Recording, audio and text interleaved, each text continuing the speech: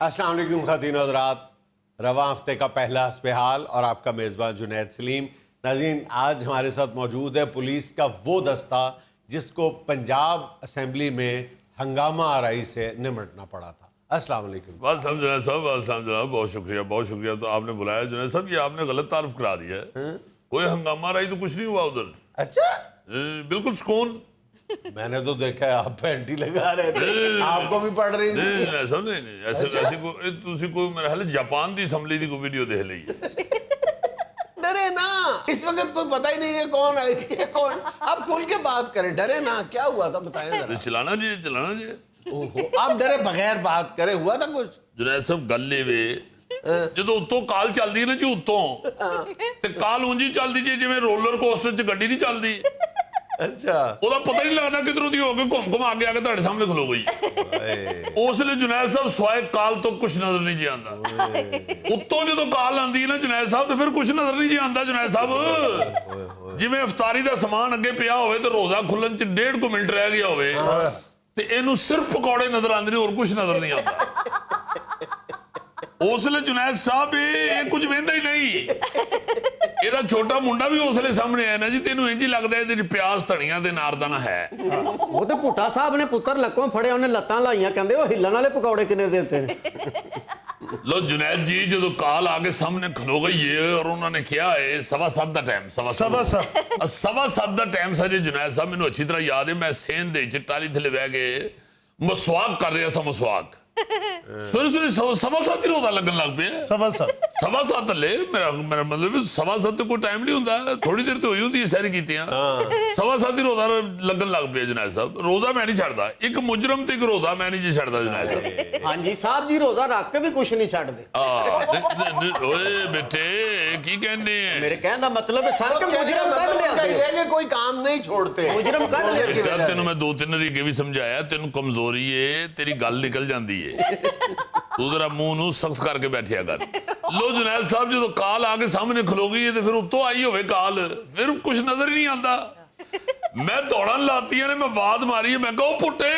ਇਹਨੇ ਪਹਿਲੀ ਮੰਜ਼ਲ ਤੋਂ ਥੱਲੇ ਮੈਨੂੰ ਆਵਾਜ਼ ਮਾਰੀ, ਜੀ ਸਰ ਜੀ। ਮੈਂ ਉੱਤੇ ਦੇਖਿਆ ਜੁਨੈਦ ਸਾਹਿਬ ਮੂੰਹ ਤੇ ਸਿਰ ਦਾ ਸਾਬਣ ਨਾਲ ਭਰਿਆ ਤੇ ਹੱਥ 'ਚ ਰੇਜ਼ਰ ਫੜੇ ਆ। ਇਹ ਜੁਨੈਦ ਸਾਹਿਬ ਬਾਕੀ ਲੋਕ ਤੇ ਸ਼ੇਵ ਕਰਦੇ ਨੇ, ਸਿਰਫ ਮੂੰਹ ਤੋਂ ਵਾਲ ਲਾਉਂਦੇ ਨੇ ਨਾ, ਇਹ ਸਿਰੋਂ ਪੈਰੋਂ ਲਾਉਂਦਾ ਜੀ। ਉਹ ਮੈਂ ਕਿਹਾ ਤੌਲੀਆ ਮਾਰ ਸਿਰ ਤੇ ਨਾ ਮੁਰਾਦਾ ਵਰਦੀ ਪਾ ਦੇ, ਫੌਰਨ ਥੱਲੇ ਆ, ਉੱਤੋਂ ਕਾਲ ਆ ਗਈ ਹੈ, ਜਲਦੀ ਕਰੋ। ਨਸ ਕੇ ਜੁਨੈਦ ਸਾਹਿਬ ਮੈਂ ਅਤੀਕ ਦੀ ਚਾਰਪਾਈ ਵੱਲ ਹੋਇਆ। ਅੰਦਰ ਹੀ ਨੇ ਸਾਰੇ ਦੇ ਬਾਰਕ 'ਚ ਚਾਰਪਾਈਆਂ ਡੱਠੀਆਂ ਹੁੰਦੀਆਂ। ਮੈਂ ਦੌੜਿਆ, ਮੈਂ ਕਿਹਾ ਅਤੀਕ, ਮੈਂ ਆਵਾਜ਼ਾਂ ਮਾਰੀਆਂ। ਜੁਨੈਦ ਸਾਹਿਬ ਮੈਨੂੰ ਇੱਕ ਸਿਪਾਹੀ ਨੇ ਦੱਸਿਆ ਜੀ ਬਾਹਰ ਨਿਕਲ ਗਿਆ ਜੇ। ਮੈਂ ਨਸ ਕੇ ਬਾਹਰ ਗਿਆ ਥਾਣੇ ਦੇ ਬਿਲਕੁਲ ਸਾਹਮਣੇ ਬਿਊਟੀ ਪਾਰਲਰ ਜੁਨੈਦ ਸਾਹਿਬ। ਮੈਂ ਸ਼ੀਸ਼ੇ 'ਚੋਂ ਦੇਖਿਆ ਅੰਦਰ ਹਮਾਮ 'ਚ ਬਹਿ ਕੇ ਤੇ ਫੇਸ਼ੀਅਲ ਕਰਾਉਣ ਦੇ ਅਤੀਕ। कौन? ਅਤੀਕ ਜਨਾਬ। बस सर जी गलती हो गई, मैं क्या सारी दुनिया कराउंदी, मैं भी करा के देख लवां। ਉਹ ਮੈਂ ਕਿਉਂ ਫੇਸ਼ੀਅਲ ਕਦੇ ਕਰਾਉਣ ਦੇ? ਕਹਿੰਦੇ ਨਵੀਂ ਗਵਰਨਮੈਂਟ ਆਈ, ਮੈਂ ਕਿਹਾ ਚਲੋ ਫੇਸ਼ੀਅਲ ਹੀ ਕਰਾ ਲਈਏ। ये तो फेशियल के बगैर ही इतने खूबसूरत, इनको तो जरूरत ही नहीं है फेशियल कराने की। तू मैंने छुड़ाएगी, तू मेरी नौकरी छुड़ाएगी। अगे सर जी गुस्से होंगे ने। ਲੋ ਜੀ ਇਹਨੂੰ ਵੀ ਮੈਂ ਕਹੋ ਜਲਦੀ ਵਰਦੀ ਪਾ ਲਓ, ਨੱਸੋ ਨਾ ਮੁਰਾਦੋ। ਕਿੱਥੇ ਹੀ ਜ਼ੁਲਫੀ ਕਹਿੰਦੇ ਜੀ ਅੰਦਰ ਹੀ ਜਨਾਬ। ਅੰਦਰ ਆ ਕੇ ਤੇ ਵੇਖਿਆ ਜੁਨੈਦ ਸਾਹਿਬ ਨਿੱਕਰ ਪਾ ਕੇ ਜ਼ੁਲਫੀ ਵਿਹੜੇ 'ਚ ਬਾਜਰਾ ਖਿਲਾਰ ਕੇ ਤੇ ਚਿੜੀਆਂ ਨਾਲ ਬਾਜਰਾ ਖਾਣ ਦੇ। ਉਹ ਮੈਂ ਕਿਹਾ ਨਿੱਕਰ ਕਦ ਲਈ ਪਾਈ ਬਾਜਰਾ, ਤੇ ਜਦੋਂ ਤੂੰ ਖਾਂਦਾ ਨਿੱਕਰ ਕਦ ਲਈ ਪਾਈ? ਉਹ ਕਹਿੰਦੇ ਜੀ ਮੈਂ ਇੱਕ ਦਾਣਾ ਖਾ ਕੇ ਮੁੜ ਕੇ ਪੜ ਕੇ ਹੱਥ ਮਾਰਦਾ ਜੀ। और सर जी निकल जो पाਉਂਦਾ जुल्फी ते शुतुरमुर्ग ਦੀਆਂ ਲੱਤਾਂ ਇੱਕੋ ਜਿਹੀ ਹੋਈਆਂ। ਉਹ ਮੈਂ ਕਹੋ ਨੱਸੋ ਨਾ ਮੁਰਾਦੋ, ਛੇਤੀ ਕਰੋ, ਉੱਤੋਂ ਫੋਨ ਆ ਗਿਆ, ਅਸੈਂਬਲੀ ਪਹੁੰਚਣੇ। ਜੁਨੈਦ ਸਾਹਿਬ ਗਾਰਦ ਪੂਰੀ ਲੈ ਕੇ ਜਦੋਂ ਮੈਂ ਅਸੈਂਬਲੀ ਗੜਿਆ, ਮੈਨੂੰ ਜੁਨੈਦ ਸਾਹਿਬ ਕੀ ਪਤਾ ਅੰਦਰ ਕੀ ਹਾਲਾਤ ਨੇ, ਕੀ ਹੋਣ ਡਿਆ। ਅਸੀਂ ਕਦੀ ਅੰਦਰ ਗਏ ਨਹੀਂ ਜੇ। ਜੁਨੈਦ ਸਾਹਿਬ ਸਾਨੂੰ ਕੀ ਪਤਾ ਅੰਦਰ ਕੀ ਹੁੰਦਾ ਏ? ਸਾਨੂੰ ਤਾਂ ਹੀ ਪਤਾ ਸਾਹਿਬ ਲੋਕ ਅੰਦਰ ਬੈਠੇ ਹੁੰਦੇ ਨੇ, ਸੀੜੀਆਂ ਤੱਕ ਅਸੀਂ ਜੁਨੈਦ ਸਾਹਿਬ ਹਾਲਾਂ ਸ਼ੁਕਰ ਅੱਲਾ ਦਾ, ਅਸੀਂ ਹੈਲਮਟ ਪਾਏ ਸਨ, ਜਾਲੀਆਂ ਫੜੀਆਂ, ਪ੍ਰੋਟੈਕਟਰ ਸਾਰੇ ਲਾਏ ਸਨ। ਉਹ ਜੁਨੈਦ ਸਾਹਿਬ ਅਸੈਂਬਲੀ ਦੇ ਅੰਦਰ ਬੜੇ ਆ ਤੇ ਠਾਪਾਂ ਹੀ ਪੈਣ ਲੱਗ ਗਈਆਂ ਨੇ। ਉਹ ਸਾਰੀਆਂ ਖਵਾਤੀਨ ਹੀ ਕੁੱਟਣ ਲੱਗ ਪਈਆਂ ਜੁਨੈਦ ਸਾਹਿਬ। ਸਾਰੀਆਂ MP ਖਵਾਤੀਨ ਜਿਹੜੀਆਂ ਸਨ ਜੀ, ਉਹਨਾਂ ਉਹ ਸਾਨੂੰ ਕੁੱਟ ਚਾੜੀ ਔਰ ਇੰਜ ਕੁੱਟ ਚਾੜੀ ਜੁਨੈਦ ਸਾਹਿਬ ਜਿਵੇਂ ਬੱਚਾ ਬਾਹਰ ਚਿੱਕੜ 'ਚ ਖੇਡ ਕੇ ਜਾਏ ਤੇ ਘਰ ਅੰਮੀ ਕੋਲੋਂ ਨਹੀਂ ਕੁੱਟ ਪੈਂਦੀ। ਜਦੋਂ ਜੁਨੈਦ ਸਾਹਿਬ ਮੈਨੂੰ ਕੋਈ 47ਵੀਂ ਕੋ ਠਾਪ ਪਈ ਹੈ ਨਾ ਤੇ ਮੈਂ ਰੌਲਾ ਪਾਇਆ, ਮੈਂ ਕਿਹਾ ਉਹ ਪੁੱਟੇ ਕਿੱਥੇ ਮਰ ਗਏ। ओए ओए ਮੈਂ ਸਰ ਜੀ ਦੇ ਅੱਗੇ ਆ ਕੇ ਖਲੋ ਗਿਆ। अच्छा ये होती है वफादारी। मैं इसको कहना कहते हैं जुनैद साहब वफादारी। उस ले पुट्टा सीसा पलाई दीवार बन गया, बल्कि सीसा खिलाई पिलाई दीवार बन गया। बल्कि सीसा पिलाई क्या है, आप खुल के बात करें, हरीसा पिलाई दीवार बन गया। हाय हाय हाय। जुनैद साहब ये झूठ बोल रहे हैं, बल्कि इन्होंने मारा है। मैं असेंबली के अंदर था। आप एमपी हैं? नहीं जी नहीं, चोर जी चोर जी। जुनैद साहब ये 4 बच्चे ਦੀ ਚੋਰੀ ਦੇ ਮੈਂ ਹੈਰਾਨ ਹੋ ਗਿਆ, ਮੈਂ ਕਿਹਾ ਇਹ ਕਿੱਥੇ ਖਲੋਤਾ ਹੈ। ਉਹ ਮੈਂ ਕਿਹਾ ਪੁੱਟੇ ਛੱਡ ਦੇ ਸਾਰਾ ਕੁਝ, ਇਹਨੂੰ ਤੇ ਗੱਡੀ ਸੁੱਟ। ਇਹ जुनैद साहब देखो उस दिन ਅਸੈਂਬਲੀ ਚ ਕੌਣ ਕੌਣ ਵੜੇ ਹੈ, ਸਮਝ ਨਹੀਂ ਆ ਰਹੀ जुनैद साहब समझ नहीं आ रही। असली जुनैद साहब ਇਹ ਸਮਝ ਰਹੇ ਨੇ, ਅੰਦਰ ਐਮਪੀਐਸ ਹਜ਼ਰਾਤ ਹੁੰਦੇ ਨੇ ਮੁਅੱਜ਼ਜ਼, ਔਰ ਫਿਰ ਮਿਨਿਸਟਰਸ ਹੁੰਦੇ ਨੇ, ਵਜ਼ੀਰ ਆਲਾ ਸਾਹਿਬ ਹੁੰਦੇ ਨੇ, ਸਪੀਕਰ ਹੁੰਦੇ ਨੇ। ਉਸ ਦਿਨ ਤੇ जुनैद साहब ਯਲਾ ਮਚੀ ਸਾਡੇ। ਜਿਹੜਾ ਬੰਦਾ ਵੀ ਮੂੰਹ ਚੁੱਕ ਕੇ ਅੰਦਰ ਵੜੇ ਹੈ, ਕਿਸੇ ਨੇ ਰੋਕਿਆ ਹੀ ਨਹੀਂ। ਸਾਨੂੰ ਤਾਂ जुनैद साहब ਇਹ ਆਰਡਰ ਮਿਲਿਆ ਸੀ ਕਿ ਅਸੈਂਬਲੀ ਦੇ ਅੰਦਰ ਲੜਾਈ ਹੋਣੀ ਬੜੀ ਸ਼ਦੀਦ, ਔਰ ਤੁਸੀਂ ਬਚਾਣਾ ਹੈ। ਅਸੀਂ ਕਿਸੇ ਨੂੰ ਕਿੱਥੋਂ ਬਚਾਉਂਦੇ ਜਨਾਬ, ਅਸੀਂ ਤਾਂ ਆਪ ਬਚਦੇ ਰਹੇ ਹਾਂ। ਉਹ ਠਾਪਾਂ ਪਈਆਂ जुनैद साहब, ਉਹ ਠਾਪਾਂ ਪਈਆਂ। आपने तो वो हेलमेट वेलमेट जरा बख्तर सब कुछ ਉਹ ਸਰ पहना ਕੀ हुआ था ਕਰਦੇ ਹੋ ना। ਪਏ, ਖਵਾਤੀਨ ਦਾ ਤੁਹਾਨੂੰ ਪਤਾ ਨਹੀਂ, ਹੈਲਬਰਟ ਜਿਹਦੇ ਹੱਥ 'ਚ ਆਇਆ ਨਾ, ਉਹ ਸਾਡਾ ਸਿਰ ਵਿੱਚੋਂ ਨਿਕਲਿਆ, ਇਹ ਤਾਂ ਉਤਨਾ ਨੇ ਛੱਡਿਆ, ਉਹ ਨਹੀਂ ਛੱਡਿਆ। अच्छा मैंने सुना है उस दिन आपने जिंदगी में पहली बार इतना अल्लाह का शुक्र अदा किया है कि फिरदौस आशिक अवान साहबा सूबाई असेंबली की रुकन नहीं थी। ਮੈਂ ਸਾਹਿਬ ਇਹ ਵੀ ਤੁਹਾਡੀ ਭੁੱਲ ਫਹਿਮੀ ਜੇ। ਇਹ ਠੀਕ ਹੈ, ਡਾਕਟਰ ਬਾਜੀ ਵੀ ਬੜੀ ਤਗੜੀ ਮਸ਼ਹੂਰ ਹੈ, ਮਗਰ ਦੁਨੀਆ ਭਲੀ ਸੋ ਭਲੀ ਜੇ जुनैद ਸਾਹਿਬ। ਇਹੋ ਜੀ ਟਾਂਟ ਵੱਜੀ ਹੈ ਕਿ ਤੁਹਾਨੂੰ ਦੱਸ ਨਹੀਂ ਸਕਦੇ। ਇੱਕ ਤੇ ਐਮਪੀ ਬਾਜੀ ਨੇ ਉੱਤੋਂ ਮੈਨੂੰ ਚਪੇੜ ਮਾਰੀ ਹੈ, ਥੱਲੇੋਂ ਪੰਮੀ ਕਰਾਈ ਹੈ। ਉਲਟਵਾ ਦੀ ਮੇਰੀ ਲੱਗੀ जुनैद ਸਾਹਿਬ, ਇਹ ਅੱਲਾ ਦਾ ਸ਼ੁਕਰ ਹੈ, ਸਿਰ ਮੇਰਾ ਜਾ ਕੇ ਕੰਧ ਨੂੰ ਨਹੀਂ ਵੱਜਿਆ, ਇੱਕ ਐਮਪੀ ਨੂੰ ਹੀ ਵੱਜਿਆ ਹੈ। वो शुक्र है चले चले। लेकिन जुनैद साहब जी डगमगाए नहीं, एकदम ही उठे ना ते गरजे ने। ਸਿੱਧਾ ਮੈਂ ਸਿੱਧਾ ਕਿਹਾ जुनैद ਸਾਹਿਬ, ਉਹ ਬਸ ਬਈ ਬਸ, ਫੌਰਨ ਹਸਪਤਾਲ ਲੈ ਚੱਲੋ ਮੈਨੂੰ ਹੁਣ। ਇਹੋ ਜੀ ਟਾਂਟ ਵੱਜੀ ਹੈ जुनैद ਸਾਹਿਬ, ਤੁਹਾਨੂੰ ਮੈਂ 2 ਦਿਨ ਪਹਿਲੇ ਹੀ ਸ਼ਾਂਸ਼ਾਂ ਮੁੱਕੀ ਹੈ। ਬਿਲकुल बिल्कुल। ਇਹ ਜਦੋਂ ਫੋਨ ਆਇਆ ਡੀਏਜੀ ਸਾਹਿਬ ਦਾ, ਤੇ ਮੈਂ ਤੈਨੂੰ ਦੱਸਿਆ ਯਾਰ ਸ਼ੁਕਰ ਹੈ ਸ਼ਾਂਸ਼ਾਂ ਮੁੱਕ ਗਈ। हाँ जी हाँ जी। चले शाह हो रही थी, इस कान पे आपको गाना लगा लेते, अच्छा वाला म्यूजिक हो जाता। जुनैद ਸਾਹਿਬ ਕਿਹੜਾ ਮਿਊਜ਼ਿਕ ਤੇ ਕਿਹੜਾ ਗਾਣਾ, ਹਰ ਸ਼ੈ ਅੱਗੇ ਪਿੱਛੇ ਹੋ ਗਈ जुनैद ਸਾਹਿਬ। ਬੜਾ ਤਰਸ ਦੇਖੋ ਵਕਤ ਕਿਵੇਂ ਬਦਲਦਾ ਹੈ, ਇਹ ਮੈਂ ਹੈਰਾਨ ਹੋਇਆ ਜ਼ਿੰਦਗੀ 'ਚ। ਮੈਂ ਪਹਿਲੇ ਦੇਖਿਆ ਕਿ ਵਕਤ ਬਦਲਦਾ ਕਿਵੇਂ ਇੰਜ जुनैद ਸਾਹਿਬ ਇੰਜ। ਹਾਏ। ਉਹ ਅਫਸਰ ਜਿਹੜੇ ਕਹਿੰਦੇ ਸਨ ਨਾ ਜੀ ਕਿ ਇਹ ਹੱਥ ਰੱਖ ਕੇ ਇੱਥੇ ਤੇ ਖਿੱਚ ਕੇ ਸਲੂਟ ਮਾਰਨਾ ਹੈ ਬੁਜ਼ਦਾਰ ਸਾਹਿਬ ਨੂੰ, ਉਹਨਾਂ ਨੇ ਫਿਰ ਆਰਡਰ ਕੀਤਾ ਕਿ ਬੇਟੇ ਉਹ ਜਿਹੜਾ ਸਲੂਟ ਵਾਲਾ ਹੱਥ ਸੀ ਨਾ, ਉਹ ਹੱਥ ਬੁਜ਼ਦਾਰ ਦੇ ਗੁੱਟ ਤੋਂ ਨਹੀਂ ਉੱਠਣਾ ਚਾਹੀਦਾ। बुजदार नहीं छड़ना, जो मर्जी हो जाए। हमने यही सुना है कि पुलिस ने बुजदार साहब को घेरे में लिए रखा है, बात दुरुस्त है? ਉਹ जुनैद ਸਾਹਿਬ ਕੁਛ ਨਾ ਪੁੱਛੋ, ਕੀ ਕਹਿੰਦੇ ਨੇ ਸਿਆਣੇ, ਖਿੱਦੂ ਫੋਲੀਆਂ ਲੀਰਾਂ ਹੀ ਨਿਕਲਦੀਆਂ ਨੇ ਤੇ ਸਿਆਸਤ ਫੋਲੀਆਂ ਪੀੜਾਂ ਹੀ ਨਿਕਲਦੀਆਂ। आप लोग खुद तो यही करते हैं ना, हर जाने वाले आईजी की बुराई करते हैं, हर आने वाले आईजी की खुशामद करते हैं। ਇਹ ਨਾ ਤੁਸੀਂ ਕਹੋ, ਇਹ ਗੱਲ ਤੁਹਾਡੀ ਮਿਹਰਬਾਨੀ ਹੈ, ਬੁਰਾਈ ਵਾਲੀ ਗੱਲ ਨਾ ਕਰੋ। ਸਾਨੂੰ ਕੋਈ ਪਤਾ ਨਹੀਂ ਹੁੰਦਾ ਕਿ ਚੱਕਰ ਲਾ ਕੇ ਕਿਹੜਾ ਫੇਰ ਉੱਥੇ ਹੀ ਆ ਜਾਵੇ। ਇਹ ਪੁਲਿਸ ਅਫਸਰ ਜਿਹੜੇ ਹੁੰਦੇ ਨੇ ਜੀ, ਇਹ ਗੋਲ ਭੰਗੂੜੇ ਅੰਗਰ ਹੁੰਦੇ ਨੇ जुनैद ਸਾਹਿਬ, ਇਹਨਾਂ ਨੇ ਆਣਾ ਜਾਣਾ ਕਰਨਾ ਹੁੰਦਾ ਹੈ। ਅਸੀਂ ਬੁਰਾ ਕਿਸੇ ਨੂੰ ਕਹਿੰਦੇ, ਹਾਂ ਜਿਹੜਾ ਆ ਜਾਵੇ ਅੱਛਾ ਉਹਨੂੰ ਟਿਕਾ ਕੇ ਕਹਿੰਦੇ। लेकिन आजकल जो आईजी हैं वो ਦੇਖੋ ਬਾਕੀ ਗੱਲਾਂ ਤੇ ਹੋ ਗਈਆਂ, ਇਹ ਤੁਸੀਂ ਮਜ਼ਾਕ ਵੀ ਕਰ ਲੈਂਦੇ ਹੋ, ਸਾਨੂੰ ਛੇੜਦੇ ਵੀ ਹੋ, ਮਗਰ ਜਿਹੜਾ ਇਹ ਆਈਜੀ ਨੇ ਨਾ ਇਸ ਵੇਲੇ ਜਿਹੜਾ ਓਏ ਹੋਏ ਹੋਏ जुनैद ਸਾਹਿਬ ਐਸਾ ਦਰਵੇਸ਼ ਬੰਦਾ ਨਹੀਂ ਜੇ ਲੱਭਣਾ। ਇਹ ਬਾਕੀ ਲੋਕ ਤੇ ਰੱਖਦੇ ਨਾ 13-14 ਘੰਟੇ ਦਾ ਰੋਜ਼ਾ, ਇਹ जुनैद ਸਾਹਿਬ 20-20 ਘੰਟੇ ਦਾ ਰੋਜ਼ਾ ਰੱਖਦਾ ਰਿਹਾ ਜੀ। वो फिर नॉर्वे में रखते हो। ਇਹ ਮੈਨੂੰ ਨਹੀਂ ਪਤਾ, ਮੈਨੂੰ ਕਿਸੇ ਦੱਸਿਆ ਕਿ ਦਰਵੇਸ਼ ਪੁੱਤਰ ਬੈਠੋ ਬੇਟਾ, ਕੀ ਕਰਦੇ ਹੋ, बैठो बैठो ਤੁਹਾਡੀ ਮਿਹਰਬਾਨੀ ਹੈ। जुनैद साहब ओए बदलता है रंग आसमां कैसे कैसे कैसे कैसे हमने तो पहली दफा असेंबली का मंजर देखा है जुनैद साहब, हम तो कभी अंदर गए नहीं, ना कभी जरूरत हुई ना कभी इजाजत हुई, पहली दफा जिंदगी में देखा है अंदर हो क्या रहा है। आपने देख लिया कि कितने बड़े बड़े लोग कितने छोटे लोग हैं। एडे छोटे जुनैद साहब, एडे एडे छोटे, ओए होए होए ए विच फिरदा आलम चलना लग रहा सारे एड़ा फड़ के ले आए ਅਸੀਂ। अच्छा इसको क्यों पकड़ा हुआ है? ਉਹ ਸਰ ਜੀ ਇਹਦਾ ਅਸੈਂਬਲੀ ਨਾਲ ਕੋਈ ਲੈਣਾ ਦੇਣਾ ਨਹੀਂ, ਇਹਨੇ ਗੈਲਰੀ ਤੋਂ ਛਾਲ ਮਾਰੀ ਆ, ਜਦੋਂ ਇਹਨੂੰ ਫੜਿਆ ਇਹਦੇ ਕੋਲ 3 ਮੋਬਾਈਲ ਤੇ 4 ਪਰਸ ਨਿਕਲੇ ਆ, ਇਹ ਚੋਰ ਹੈ। जुनैद ਸਾਹਿਬ ਸੱਦਿਆ ਇਹਨੂੰ ਕਿਸੇ ਨੇ ਲੜਨ ਵਾਸਤੇ ਸੀ, ਇਹ ਉੱਥੇ ਜੇਬਾਂ ਕੱਟਣ ਡਿਆ ਸੀ। हाँ, जब अतीक ने इसको देखा जेब काटते हुए तो अतीक इस पे ऐसे झपटा जैसे चीता हिरन पे झपटता है।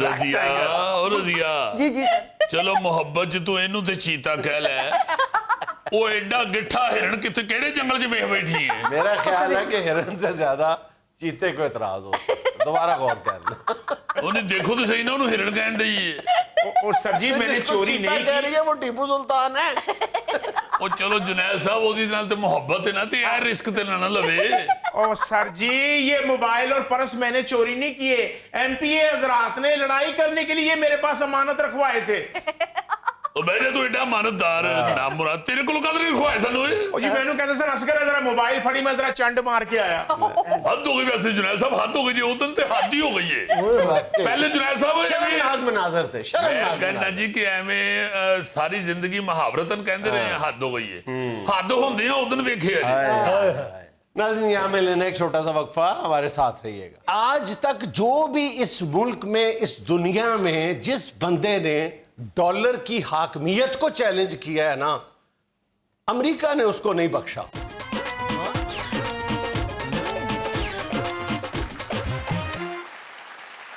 अच्छा भाईजान आज हम जो टॉपिक डिस्कस करना चाह रहे हैं वो सियासी कम है माशी ज़्यादा है। तो जब कोई इकोनॉमी पे बात की जाए तो अक्सर हमारे असहाब को नींद आना शुरू हो जाती है लेकिन मैं कोशिश करूंगा कि आपको जगाए रखूं। जी, गौरी साहब जी, जी। आपको जगाए रखूं। जी, मैं जाग- ठीक है फिर आप ये सवाल नहीं करेंगे ये कौम कब जागेगी, सर ये खुशबू कब फैलेगी, जागते रहना नहीं सितारे कब क्या होगा सितारों को कब चल- कब चमकेगी चांद कब चमकेगा। सर ये गोगा जी को भी बता दें ये माशी नगतों वाली है कहीं ये माश की दाल वाली समझ रहे हो अच्छा जी ये देखें कि हम एक जुमला बोलते हैं ना बहुत ज्यादा कि फलां की जान जो है वो किस तोते में है। हाँ फलां की जान तोते में। आपसे अगर मैं पूछूं कि अमेरिका की जान किस तोते में है तो आप क्या कहेंगे। ये ठीक जवाब देने लगे हो, तुम्हारे चेहरे का एतमाद बता रहा है कि तुम ठीक जवाब देने लगे हो।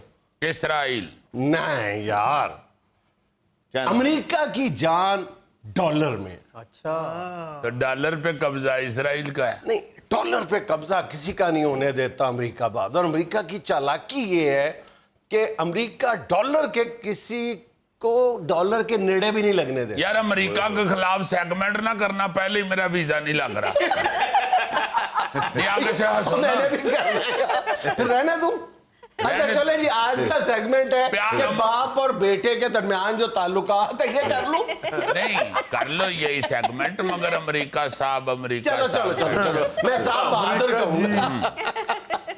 अच्छा जी एक तो ये कि आजकल जो एक एंटी अमेरिकन वेव पूरे मुल्क में फैली हुई है उस पर इमरान खान के हवाले से दो ज़हन में बातें आती हैं या जिनका कहा जा रहा है बार बार कि इसके पीछे अमेरिका है और उसकी वजूहात दो बताई जा रही हैं। एक तो ये कि जी वो एक इंटरव्यू देते हुए इमरान खान ने कहा था एब्सोल्युटली नॉट।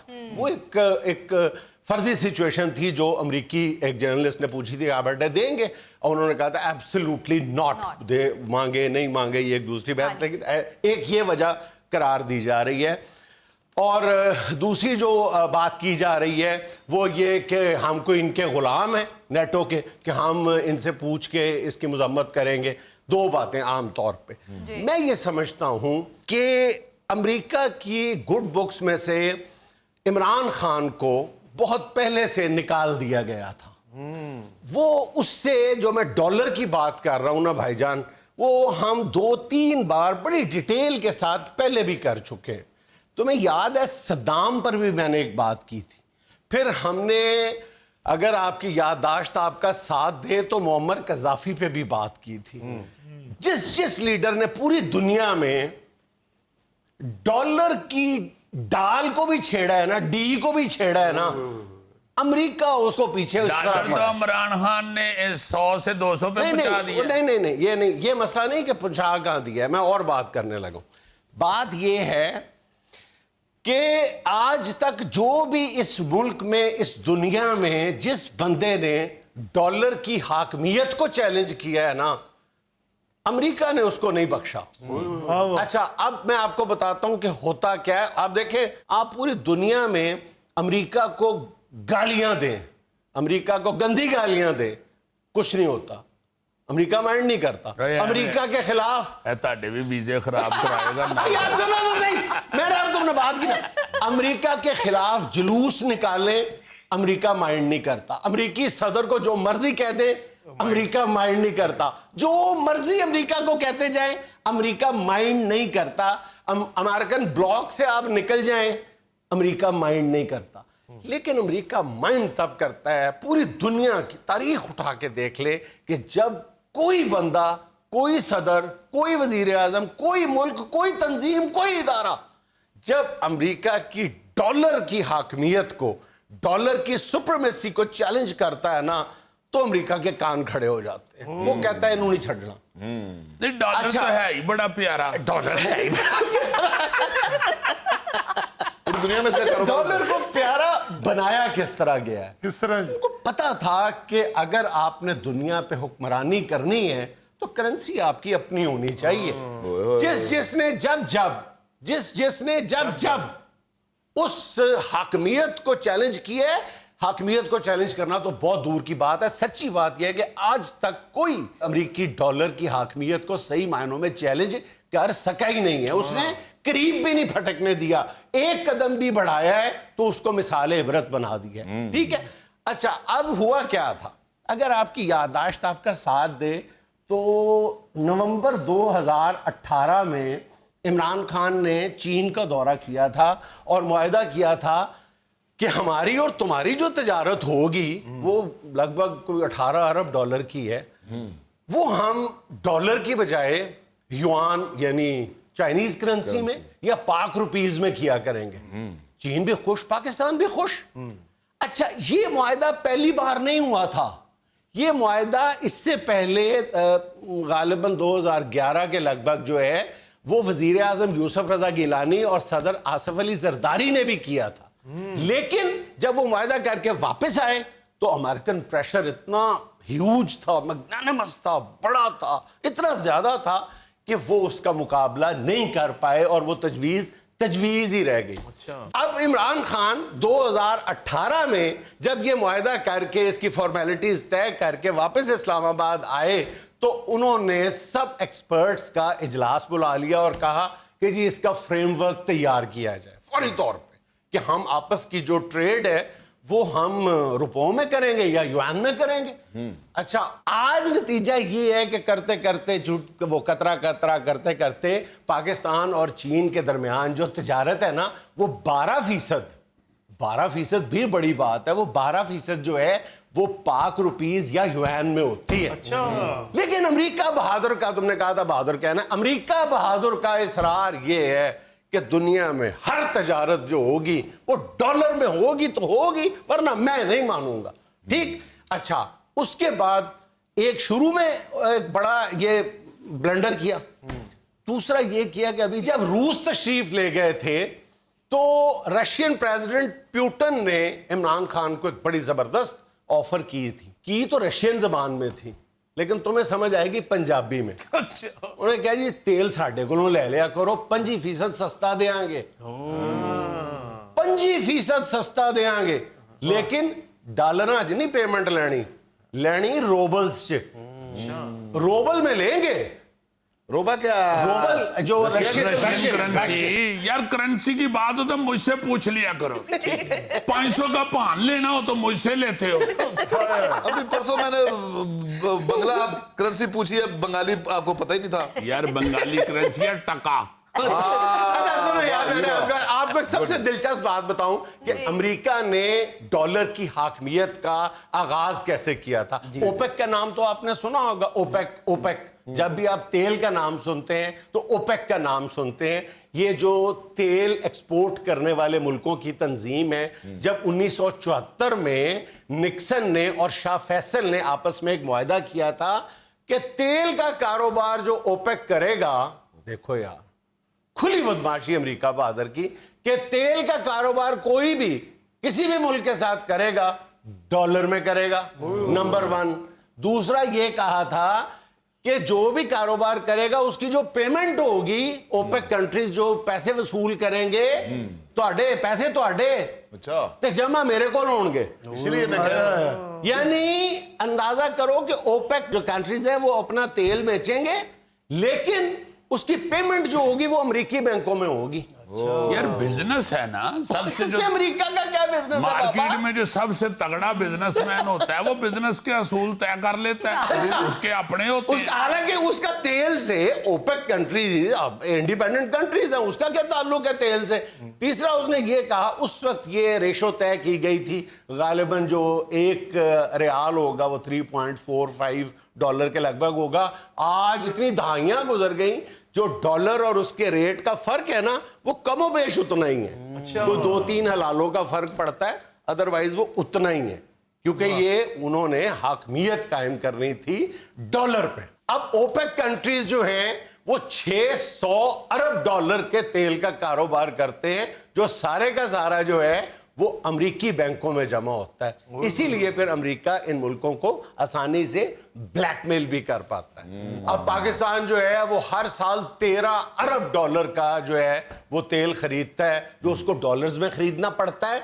और एक और सदमे से दो चार होना पड़ा है, जो झटके लग रहे हैं ना डॉलर को, कि ईरान ने भी ऐलान कर दिया है और प्यूटन ने धमकी दी है कि मैं जितने भी नेटो मुल्क हैं अगर ये बाज ना आए ना तो मैं जो है वो तेल का या तेल बंद कर दूंगा या फिर रोबल में तेल दूंगा। मैं डॉलरों में तेल नहीं दूंगा, मैं रोबल में तेल दूंगा। अच्छा, 2 मुल्कों ने, मुझे नाम याद नहीं, 2 या 3 मुल्कों ने रोबल में अदायगी करके रशिया से तेल खरीदना शुरू भी कर दिया है। ईरान ने भी कह दिया है कि मैं अब अपनी करेंसी में तेल बेचूंगा। तो इस वक्त जो है वो डॉलर को एक रियल थ्रेट है, जिसकी वजह से अमेरिका बहादुर जो है वो परेशान भी है। प्यूटन भी स्टैंड ले रहा है ना पूरा और दोबारा खिते में अपनी अजारादारी कायम करने की कोशिश कर रहा है। बिल्कुल। और प्यूटन का तुसी गौर ना मुंह वेखो ना, किसी भी महल्ले च लड़ाई होवे ते पुछो ना की होया की सी, ते अगले यही कहंदे ने जी गल प्यूटन तो शुरू हुई सी। यो जो मुंडे लड़ाई करा देते हैं। ये बात तो ठीक है ना, सद्दाम ने पहले सबसे कहा था ना जी कि मैं अपना तेल यूरो में बेचूंगा, ते वेख लो फिर सद्दाम दा एंड की होया। और फिर अमेरिका ने सद्दाम से पूछा था कि तू क्यों यूरो च बेचेगा, तू मिट्टी दे तेल च तारे मीरे का तेल मिक्स करेगा, या मेरे डॉलर च धागा नहीं हुंदा। नाज़रीन, यहाँ में लेना एक छोटा सा वक्फा, हमारे साथ रहिएगा। मैं अभी चीफ मिनिस्टर से मिलके आया हूँ, वो धड़ाधड़ अपना काम कर रहे थे। Chief minister Hamza Shahbaz. नहीं जी नहीं, उस्मान बुजदार। जुनैद साहब, उस्मान बुजदार उठेगा तो हमजा शहबाज बैठेगा ना। उस्मान बुजदार को हमने कुर्सी पे समाधि लगा के बिठा दिया है।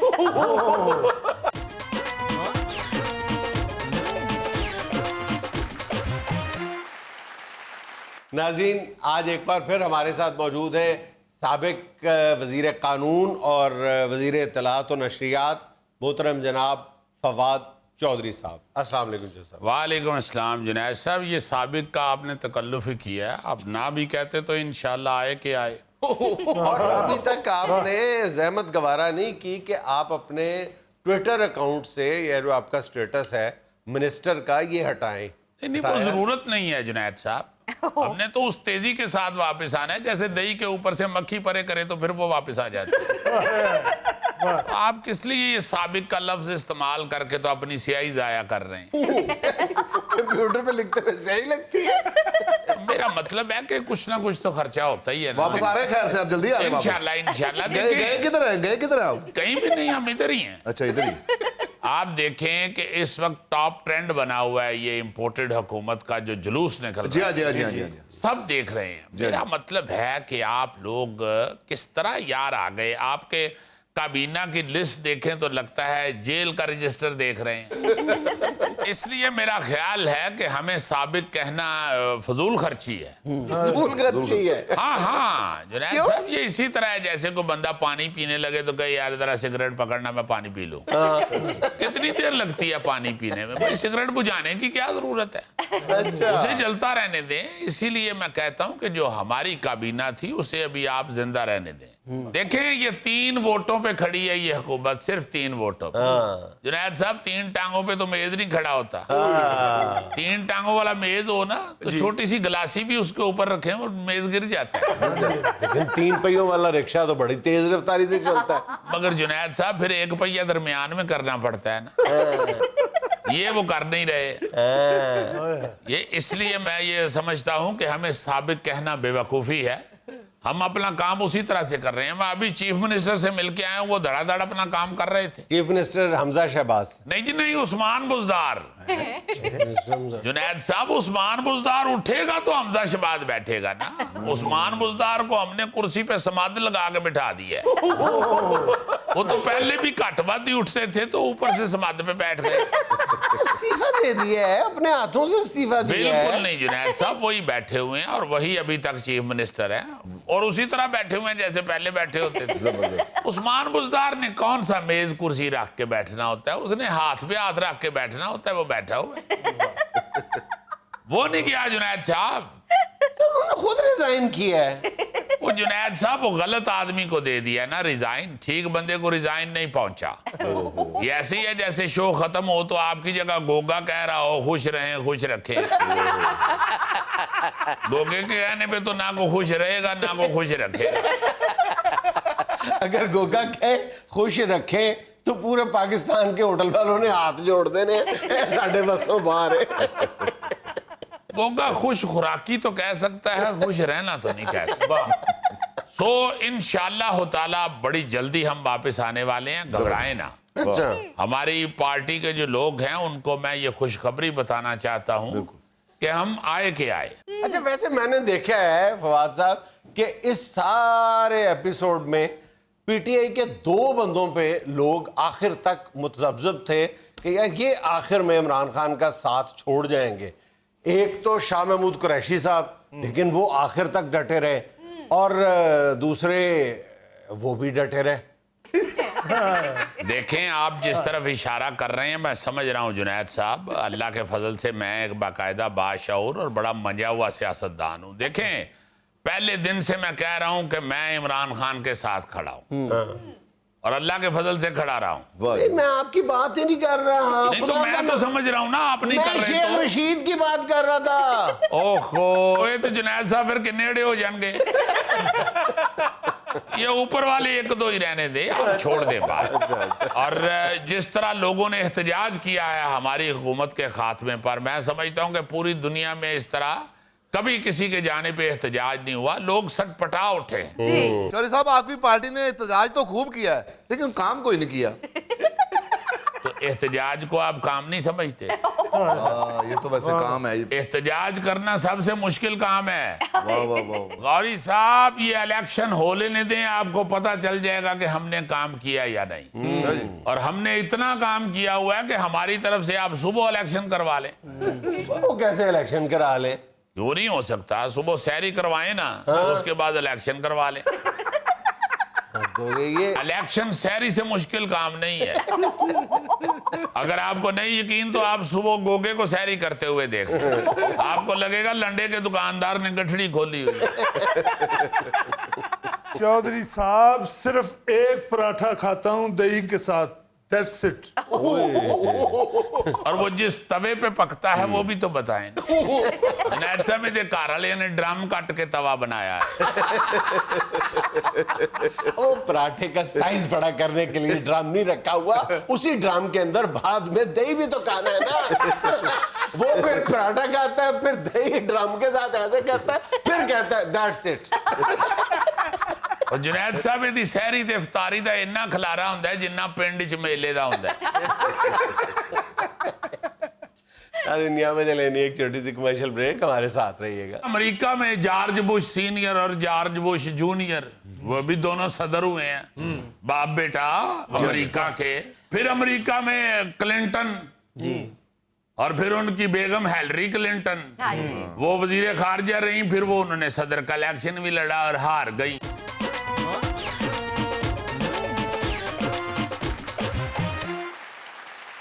लो जी, ये अभी हुकूमतें नई नई बनी हैं तो काफी सारे ऐसे करैक्टर सामने आए हैं जो आपस में रिश्तेदार हैं। गिली गिली घूमते हैं, जैसे वो गिले गिले मिट्टी के गड्ढे नहीं होते, ऐसे करो टेढ़े हो जाए। अरे गिली गिली गिली घूमत कह रहे हो या गरम गरम शुआरमा कह रहे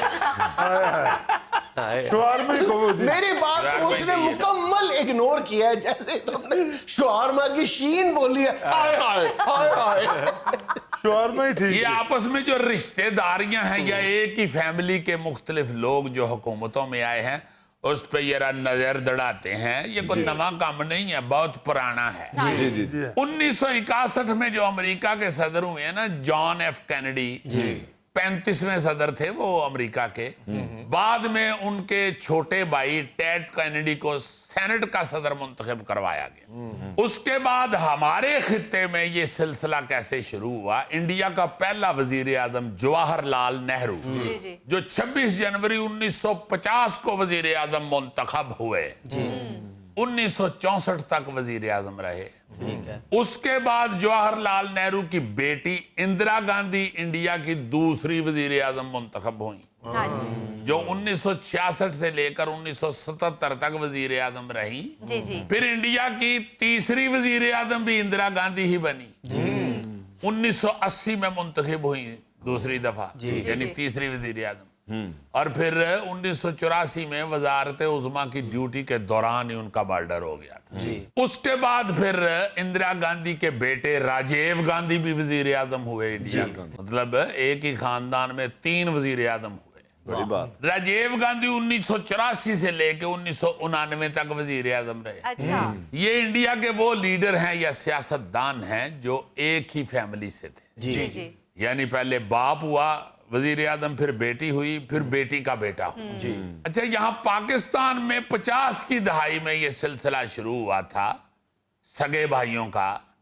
सदर अयूब जो है ना जी, जो पाकिस्तान के सदर हुए, उनका भाई बहादुर खान, अयूब खान की सदारत के दौरान वो KPK जिसे अब हम कहते हैं, उस वक्त NWFP था सूबे का नाम, वो वहां के वजीर आला हुए थे, बहादुर खान साहब। इसी तरह श्रीलंका में एक कपल यानी मियां बीवी वजीर आजम रह चुके हैं। जी बिंद्रा नायके 1960 में श्रीलंका की वजीर आजम बनी थी, और उनको ये एजाज भी हासिल था कि दुनिया की पहली खातून वजीर आजम थी। इससे पहले उनके शोहर जो हैं स्लोमोन बिंद्रा नायके, वो श्रीलंका के वजीर आजम थे। सही। पाकिस्तान में जुल्फकार अली भुट्टो साहब जो पाकिस्तान के सदर भी रहे और वजीर आजम भी, बेनजीर साहिबा उनकी बेटी, वो भी पाकिस्तान की वजीर आजम रही। और आगे बेनजीर के शोहर आसफ अली जरदारी, वो सदर पाकिस्तान हुए। अब आपके सामने उनका बेटा बिलावल भुट्टो जरदारी, वो वजीर खारजा हुआ चाहते हैं। जैसे कहते नहीं कि लाहौर में अफ्तारी का वक्त हुआ चाहता है। इसी तरह बांग्लादेश में शेख मुजीबुर रहमान, और उसके बाद उनकी बेटी हुसीना वाजिद, वो भी वजीर आजम हुई। बांग्लादेश में एक और डिक्टेटर हुए हैं जिन्होंने मार्शल लॉ लगाई, जियाउर रहमान, वो भी हुकूमत करते रहे, सदर रहे बांग्लादेश के। फिर उनकी जो बेटी है खालदा जिया, वो भी वजीर आजम हुई। इसी तरह अमेरिका में जॉर्ज बुश सीनियर और जॉर्ज बुश जूनियर, वो भी दोनों सदर हुए हैं, बाप बेटा अमेरिका के।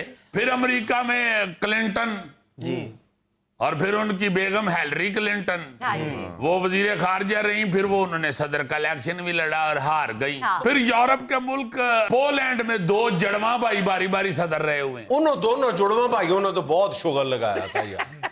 एक भाई अमेरिका गया होता था दौरे पे, दूसरा ऑस्ट्रेलिया गया होता था, वो उधर दौरे करके मायदे करता था, वो कहता मैं तो कीता ही नहीं, वो उधर मुकर जाता था, वो उधर मुकर यार कट्ठे नहीं थे, हो गए। दोगैया तुम्हारे वाली, या तो है ना आधा आधा में सदर हुए थे दोनों। अच्छा, फिर म्यांमार जिसका दारुल खिलाफा बर्मा है जी, उस मुल्क में भी बाप बेटी वजीर आजम रह चुके हैं।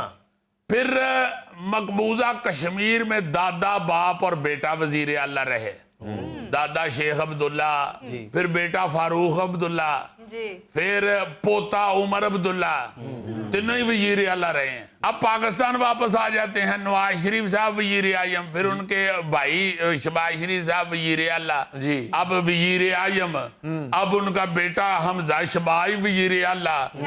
वो भी इसी तरह ना, जैसे बंदा कहता यार मैं एक बारी डिग्गिया, दूजी बारी डिग्गिया, तीजी बारी डिग्गिया, बस फिर डिग डिग छिक छिक डिग डिग छिक। पाकिस्तान का जब भी जिक्र करो तो हमेशा स्टार्ट लिया करो जुनैद सलीम, ठीक है, राहिद सलीम बड़ा बेटा, फिर शाहिद सलीम, तीनों कुछ भी नहीं रहे। तो ये स्टार्ट यहाँ से लिया यार, अपने तक तो ठीक है, कुछ नहीं रहे, उन्होंने नाना विच लपेट लाफ्टर लैंड वास्ते। साहिद सलीम इस वक्त अमेरिका की यूनिवर्सिटी में बैठा हुआ अंग्रेजी बोल रहा है तो उसके साथ मिल रहा है, तो काढ़े का पड़ा हुआ बंदा है। नाज़रीन, ये था आज का हस्बे-हाल और आज की छोटी सी बात ये कि दुनिया का हर ताल्लुक एक गुलामी है। आप जितने ज्यादा तन्हा हैं उतने ही ज्यादा आजाद हैं। वाह वाह वाह। खुश रहें, खुश रखें। आपसे मुलाकात होगी इंशाल्लाह कल। अल्लाह हाफ़िज़।